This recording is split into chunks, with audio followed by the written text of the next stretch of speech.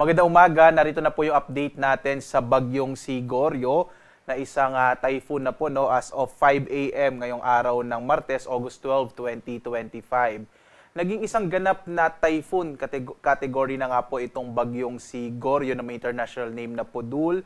Huling namataan 745 kilometers silangan ng Itbayat sa lalawigan ng Batanes. Taglay yung pinakamalakas na hangin na umaabot ng 120 kilometers per hour malapit sa gitna at pagbugso na nasa 150 kilometers per hour. Kasalukuyang kumikilos ito, pakanluran sa bilis naman na 25 kilometers per hour. So lumakas nga po itong bagyong si Goryo at typhoon category na po. So ibig sabihin ng typhoon category natin kung ito ay tatama sa lupa ng Pilipinas hanggang signal number 4, yung pwede nating itaas na tropical cyclone wind signal. Pero sa ngayon, wala tayong nakataas na anumang tropical cyclone wind signal sa anumang bahagi ng ating bansa. At makikita nyo, wala pa rin direktang epekto ang bagyong Goryo sa anumang bahagi ng ating kapuluan. Kahit po yung habagat, hindi pa rin napapalakas ng bagyong Goryo.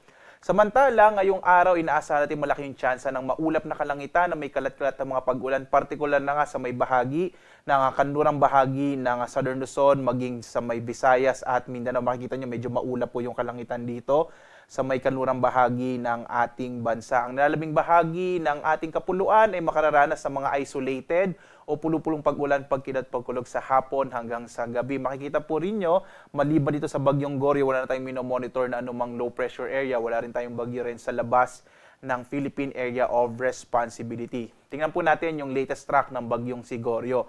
Makikita po natin sa latest track nitong bagyong si Goryo na posible nga na ito ay maglandfall bukas ng tanghali bandang sa area po ng Eastern Taiwan at lalabas naman ng Philippine Area of Responsibility bukas ng gabi. Sa ngayon, wala pa rin tayong nakataas na tropical cyclone wind signal, pero kung magpapatuloy or kung magsa-southward pa yung movement ng bagyo or patuloy siyang lalakas, hindi natin inaalis yung posibilidad na magkaroon tayo ng tropical cyclone wind signal, particular na sa may bahagi ng Batanes, dito sa may extreme northern Luzon. So posible po yon today or tomorrow, no? Pinakamaaga po ngayong araw, posibleng magtaas ng tropical cyclone wind signal kung mas lalapit pa itong bagyo or mas lalakas pa siya at maaring mahagip nga ng trough nito yung extreme northern Luzon.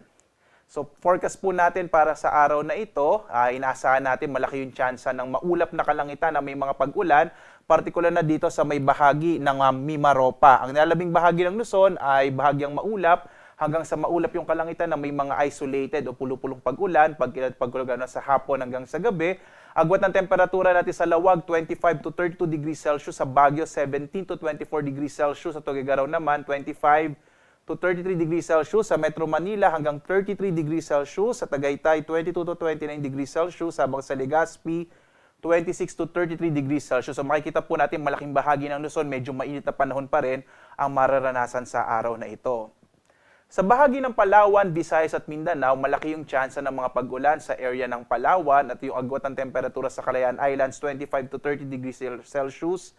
Sa Puerto Princesa, 25 to 31 degrees Celsius. Samantala, malaki din yung tsansa ng mga pag-ulan sa Western Visayas at sa Negros Island region, dulot yan ng hanging habagat. Ang nalabing bahagi naman ng Visayas ay makararanas ng mga isolated o pulupulong pag-ulan, pagkilat, pagkulog. Agwat ng temperatura sa Iloilo, 25 to 31 degrees Celsius. Sa Cebu naman, 26 to 32 degrees Celsius. Habang sa Tacloban, 26 to 32 degrees Celsius. Dulot yun ng habagat, magiging maulap yung kalangitan na may mga kalat-kalat na mga pag-ulan dito naman sa may bahagi ng Zamboanga Peninsula. Ang nalalabing bahagi ng Mindanao, makararanas sa mga isolated o pulupulong pag-ulan, pagkilat, pagkulog sa hapon hanggang sa gabi. Agwat ang temperatura sa Zamboanga, 26 to 32 degrees Celsius. Sa Cagayan de Oro hanggang 32 degrees Celsius, habang sa Davao 25 to 33 degrees Celsius.